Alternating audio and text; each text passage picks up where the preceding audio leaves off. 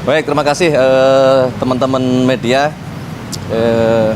Pertama-tama kami ingin menyampaikan dan mereview agenda Bapak Presiden hari ini. Jadi ada dua pertemuan. Yang pertama adalah pertemuan Bapak Presiden menerima silaturahim Dewan Pimpinan Pusat Partai Kebangkitan Bangsa bersama dengan 38 DPW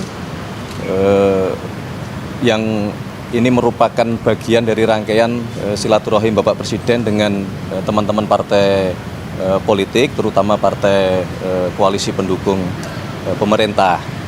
Yang kedua, setelah pertemuan dengan DPP PKB, Bapak Presiden kemudian melanjutkan dengan agenda pertemuan dan diskusi dengan tokoh dan akademisi politik luar negeri, sebagaimana yang tadi sudah disampaikan oleh tokoh-tokoh yang alhamdulillah berkesempatan untuk hadir memenuhi undangan berdiskusi dengan Bapak Presiden.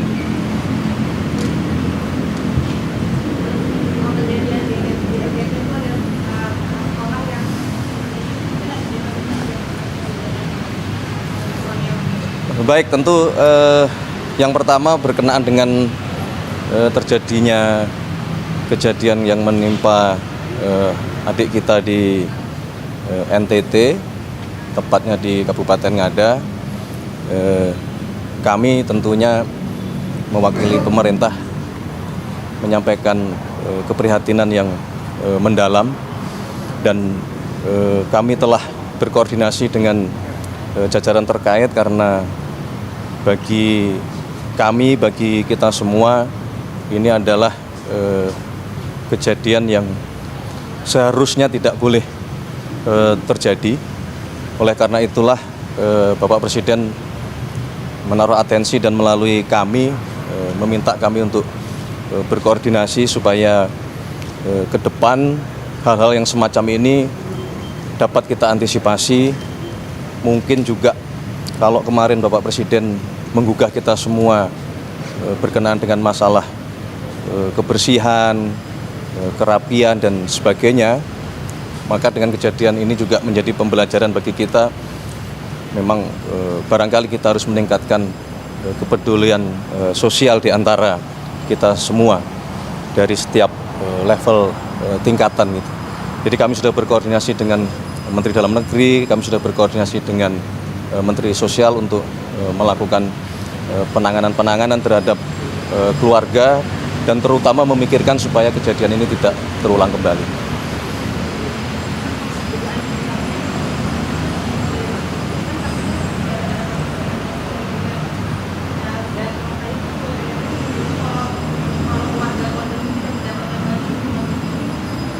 Kalau berkenaan dengan masalah penyebab terjadinya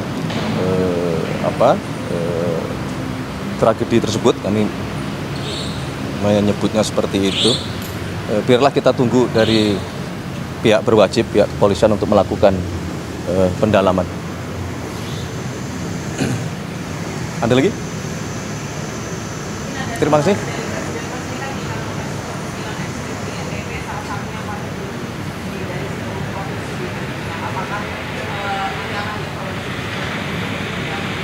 Ya, sebagaimana yang kita sampaikan bahwa ketika ini memang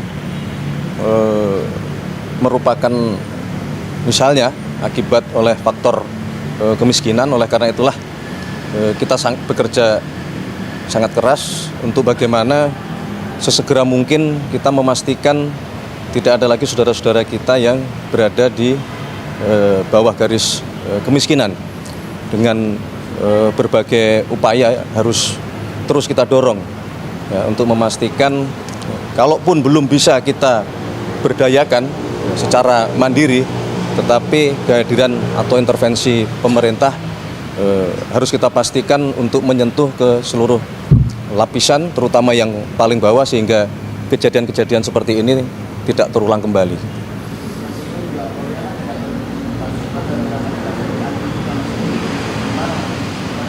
Ya, itu bagian dari yang harus kita evaluasi secara menyeluruh gitu.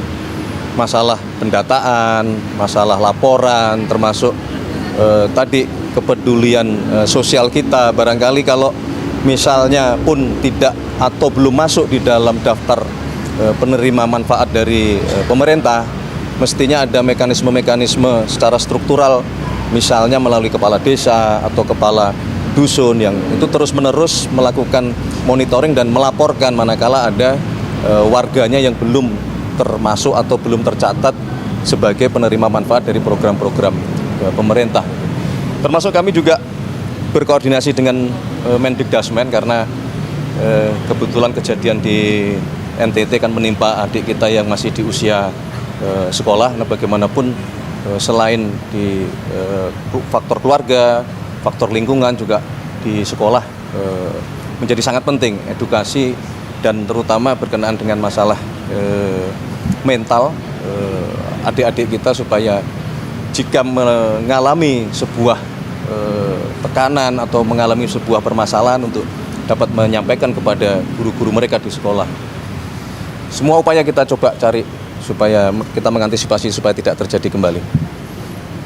Oke, terima kasih. Ya.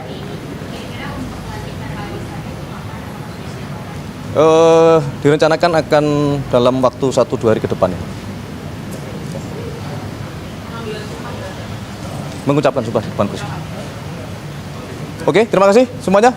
Download Tribun X sekarang, menghadirkan lokal menjadi Indonesia.